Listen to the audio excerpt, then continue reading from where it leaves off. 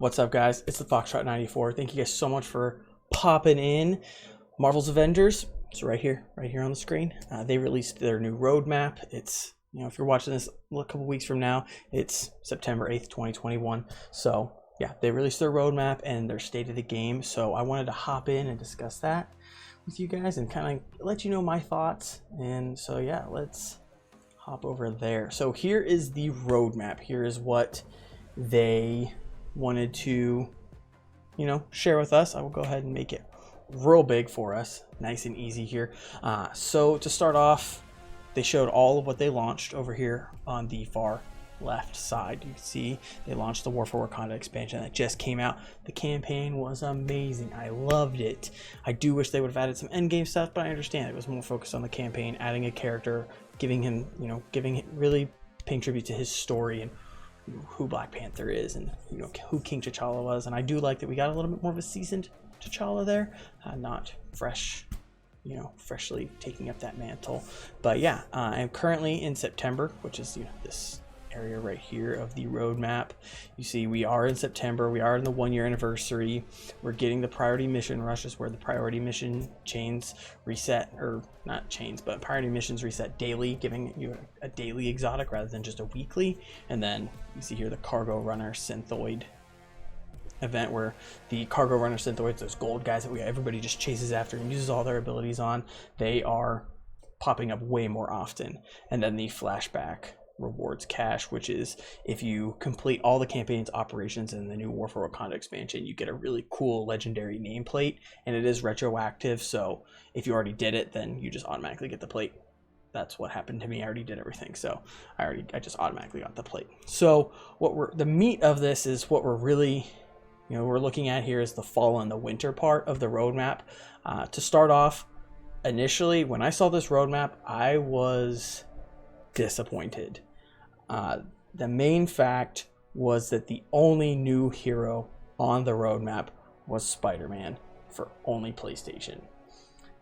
I have a PlayStation 4. I don't own the game on PlayStation 4. I could buy it just to play Spider-Man. I don't plan to. If they have a free event, I'll probably download it and play just jump straight into the Avengers Initiatives mode and play Spider-Man there. Get my content out of it there if they do another free weekend on PlayStation.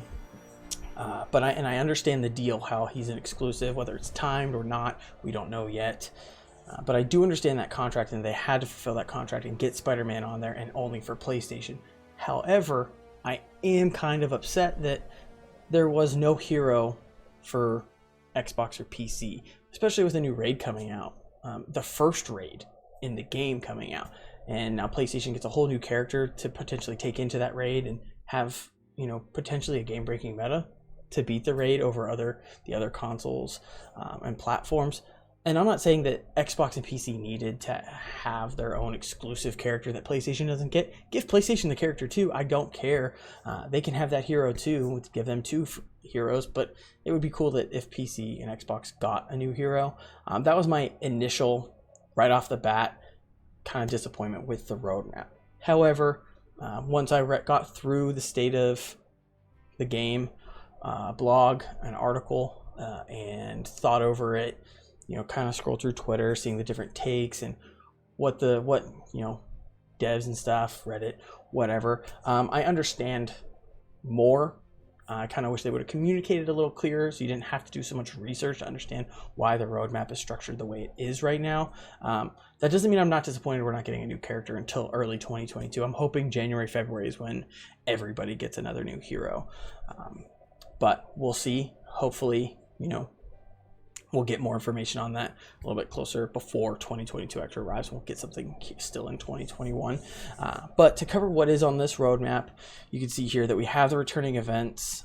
So we've done the Corrupted Vibranium, the Red Room Takeover, Tachyon and Omni, and the Cosmic Threat events. Those have all been in the game before, and they did say that those are going to return.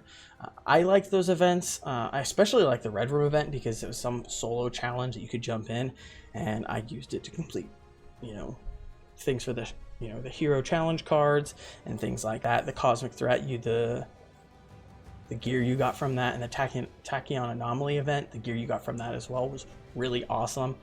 And then the Corrupted Vibranium, I am glad that it's coming back, because unfortunately I didn't have time in my personal schedule to really truly grind as much as I could from that event. So I'm excited that it's going to come back, and I'll get to get into the game and grind out all that gear more than I did before. Another new thing on here is the new enemy type, the Echoes. You can see that here. These enemies are going to be in the raid, in the Confront Claw, in our first raid. So they're going to be enemies that he creates.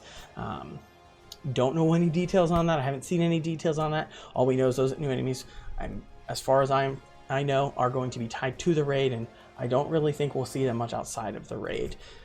And then the power level cap increase. I'm very excited about this, especially since we're not getting any new heroes on, being on PC.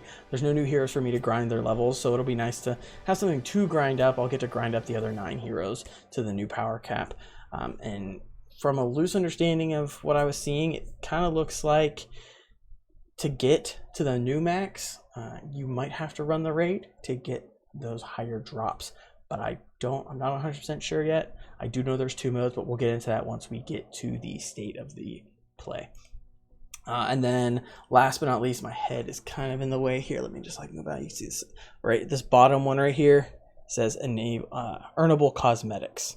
So yeah, that's what that one says. So rework systems, the resources, the gear upgrading. And then there's going to be a Hawkeye nameplate challenge to coincide with the Disney Plus show, Hawkeye, that's coming out in November. And then obviously earnable cosmetics, which means you'll actually be able to earn more cosmetics in the game rather than just buying them for units or credits. Credits being the more common of the 2. And then they did say outfits inspired by the Marvel Cinematic Universe. So we will get more MCU outfits, which is really cool. They all look really good. Some minor tweaks and changes here and there for a couple of them, but overall, really cool. I've loved them all so far. And then just to kind of show, we kind of get a sneak peek at Spider-Man here, swinging in on his web there, and it looks like it's got the fat spider on the back, so it's more of a classic Spider-Man outfit right there. Now, it just might be one outfit for him. We don't know yet. They haven't told us anything, and they did mention that they won't be at the PlayStation Showcase, which I believe is tomorrow on the 9th. So they did, like I said, they already mentioned that, so they won't be there, but they did say that, to stay tuned. They're going to release more information as it gets closer to when he's releasing. When exactly he's releasing, we don't know. I know a lot of people are probably hopeful for November, but I have a feeling it'll probably be closer to December, if not the very beginning of December, to coincide with the new Spider-Man movie coming out. It would make sense. They did the Red Room Takeover event for Black Widow coming out. They're going to be doing the Hawkeye nameplate challenge for when that Disney Plus show is coming out, and Spider-Man's on his way, so I bet they're going to do it at the beginning of December. Again, I'm on PC, so I won't be taking part of it right away unless somehow I get it on my PlayStation or it's free to play at that time, whether it's that weekend or the game goes free to play. So let me go ahead and switch over to the state of the game update. This thing is packed full. I'll leave a link in the description below. I will also leave a link to my Discord where you can get a link to this article as well as see this roadmap image here. So there's a lot of things here. This first chunk is just like how many enemies we've killed. Fun thing is Abomination is the most defeated boss with 9.4 million times he's been defeated. So there's some stuff like there, right there for that. Here, a year of growing. They talk about how they expanded to Crystal Southwest.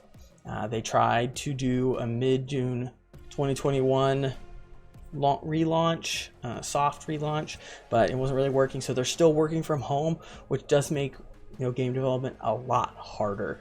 So we do have to be really understanding about that, and I do understand it. So, but it's nice to know that they're being open with that and kind of letting us know.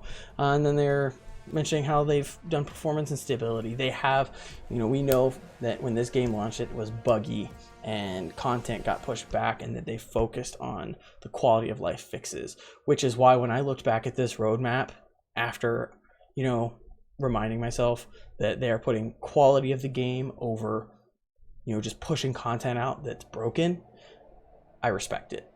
As much as I would want a new hero right now, as much as I want, some more villain sectors or some more OLTs, I understand it. We are getting a raid, which I'm super excited for. It's going to be really awesome. It's going to be the hardest, the top tier content to strive for and beat. And I'm very excited about that. And then mentioning like the reworked systems here with the resources and the gear upgrading.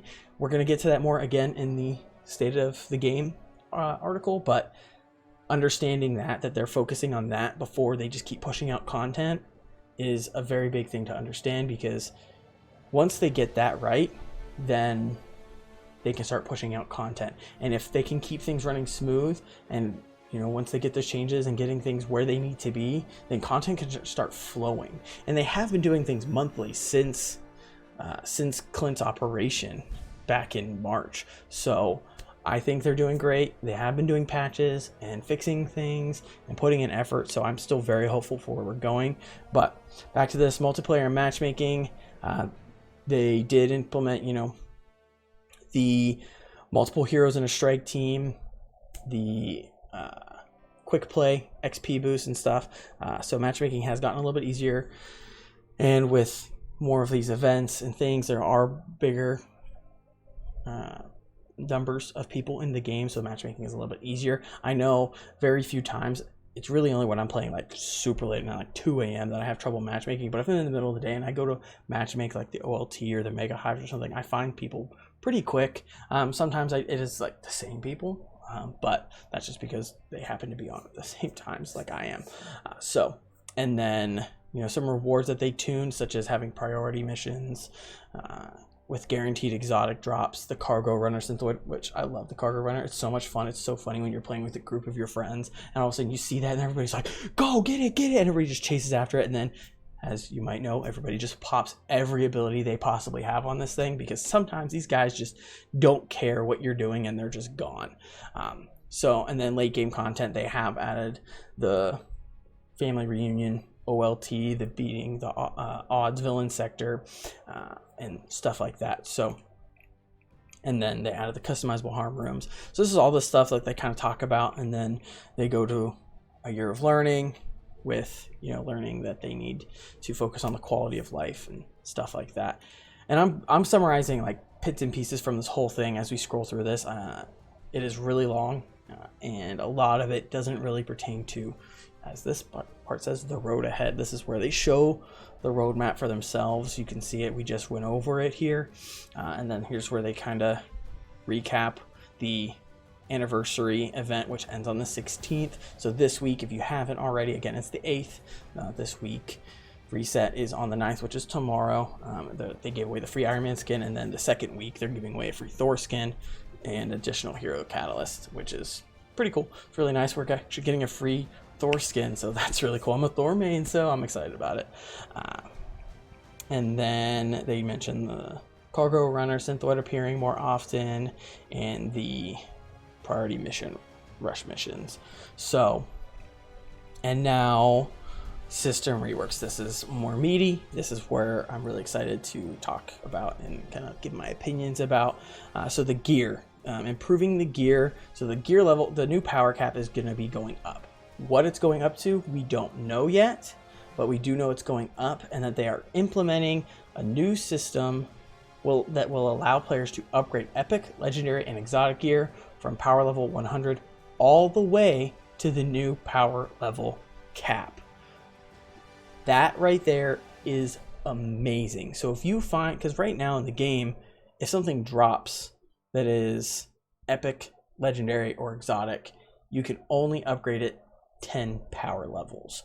So if you find something at 129, the highest it can go is 149, and you cannot get that piece of gear, even though it has the perfect stats, the perfect perks, the right percentages and everything, the right statuses that you need for your build. But it's stuck at 139 because that's as high as it can get, being that it dropped at 129. You're stuck. You have to regrind for it to drop at 130. This will make that so it's no longer a problem. Then it doesn't matter necessarily what the power level is that it's dropping at. What you can focus on is the stats, the perks, and the status effects that it applies. So that's very exciting. Can't wait to hear more about what they're doing with that. And then in the resources section here, they talk about how they plan on refining the amount of resources. So they even mention it here, how the Polychoron is used to only upgrade your major artifact, and the upgrade modules are specifically to upgrade your gear, to the highest extent. So they want the resources in the game to feel more like that. They don't want to have all these different resources, because I don't even know the names of them all, because I'm maxed out on them all. I have enough for whatever, so I don't have to pay attention to it. It doesn't affect me personally at this point, because like I said, I'm maxed out just about on all of them. But there are a lot, and if there were less, I'd probably know the names to them all. I know there's nanotubes, plasma, I think there's catalyst, and then there's one more that I don't know the name of. I know Uru is used to upgrade your artifacts, just because that's another one that's very specific. It's just your minor artifacts that the Uru is used for. So, and then earnable cosmetics, they add here that they're adding more ways to earn cosmetics through gameplay, including items that were previously only available in the marketplace. That's really cool. Whether it's going to be like a mission chain to earn a specific exotic or a currency to get something, I don't know. We just have to wait to find out, but it is nice that they're finally adding that in. I think it's a little later than it needed to be to have earnable cosmetics. The game's been out a whole year. I do wish they would have added something like this, at least 6 months ago, or even launched the game with it. But I definitely understand it, and I'm glad they're doing it now rather than even later down the road. And now the raid. This is going to be super fun.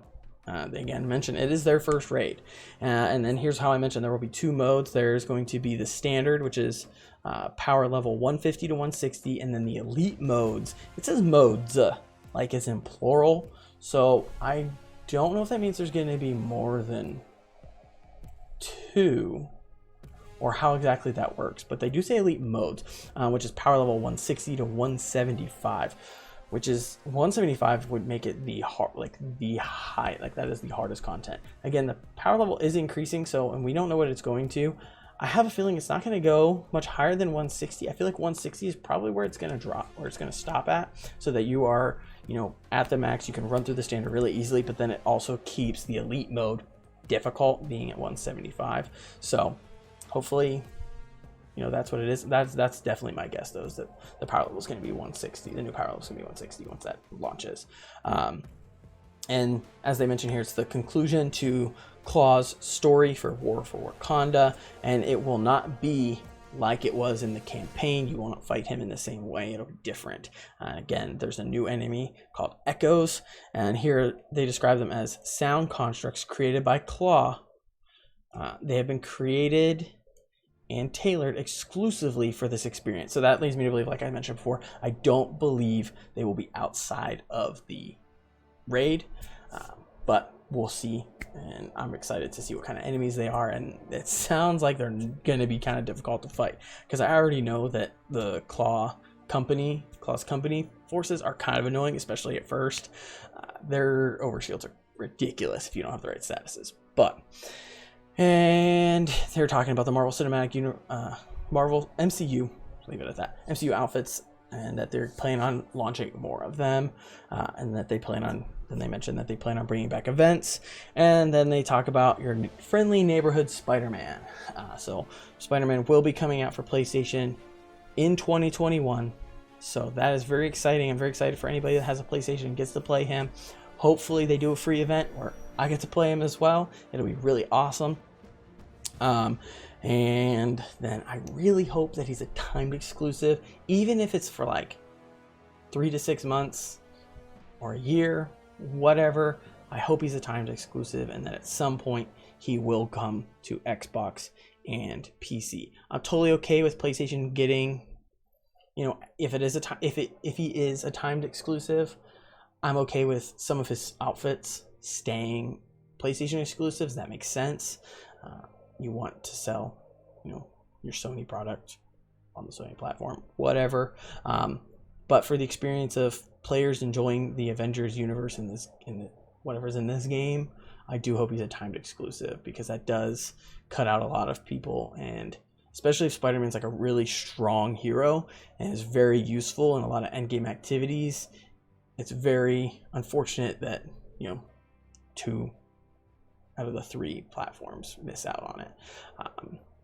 But with that being said, I do hope that they bring crossplay and cross-save in. And I have a feeling that Spider-Man might be part of the reason why he's not in there, because it make it really hard for Spider-Man to be in a strike team with an Xbox player who can't use him or, you know, do anything with him. But we just have to wait and find out again to see how that's going to go.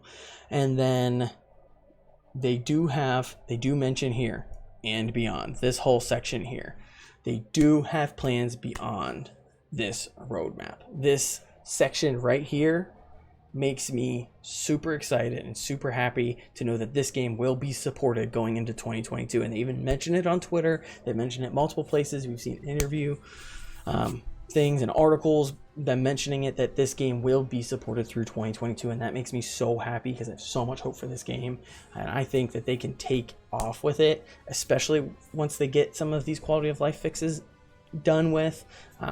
I said I'd give them 1.5 to 2 years to get those quality of life fixes done.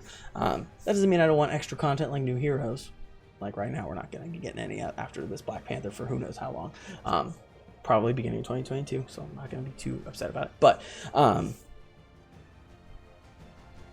so like I said, I do give them, you know, some time, but they do mention here that they plan on releasing new heroes, villains, and more, including the patrol mode and the OLT, the Cloning Labs OLT, which was supposed to be the first OLT, but it had too many bugs in it to actually release it. I'm very excited about it. You know this is going to be a difficult OLT because they've been working on it for so hecking long. But that's the end of the state of the play. So those are our rundowns of the state of the play, some of my opinions through the state of the play, and the roadmap, and some of my opinions in regards to the roadmap itself. Some other things is how one way that I think that, because it even says here, right here, nice and hidden, the roadmap may change and does not include all progress work. One of those changes that I'm hoping they make to kind of help the end game a little bit better, because, you know, they aren't adding a whole bunch of new content other than returning events and the new raid, is I hope that these priority missions stay resetting daily after this event. They did it with the multiple heroes after the Tachyon Anomaly event. I think it would be super awesome if they did that, because that is a way to grind daily for a guaranteed exotic daily. I would be in the game every single day. Right now I'm not, because I burn through my weeklies. I do my quick villain sectors, which I don't even need to do because I'm maxed on DNA keys. But just letting those reset daily and continue to reset daily would be an awesome thing. And then on top of that, make anything that rewards an exotic hero specific and not account specific, because I bet you so many people, including myself, would be in this game getting exotics for every single one of those heroes. Especially later down the road, players on Xbox and PC will still get to grind for new exotics that come out, or, you know, grind new priority missions or new things like that on each hero daily and weekly to get to that new power level, or just to get new perks and things like that while PlayStation's over leveling up their new Spider-Man character. But it is what it is. Those are my 2 biggest things. So keep the priority missions resetting daily, and anything that rewards exotics should be hero specific, not account specific. I think if they just change those 2 things, then it could make for a lot better of an end game. And yeah, I think that is it. I talked about Spider-Man, the first raid, the new enemy type, new heroes potentially that they They mentioned that there will be new heroes. I'm hoping that they bring a little more variety with their new heroes. I know way back that they mentioned She-Hulk, or there was data mines of She-Hulk, Winter Soldier, and War Machine, I think. I don't remember the third one.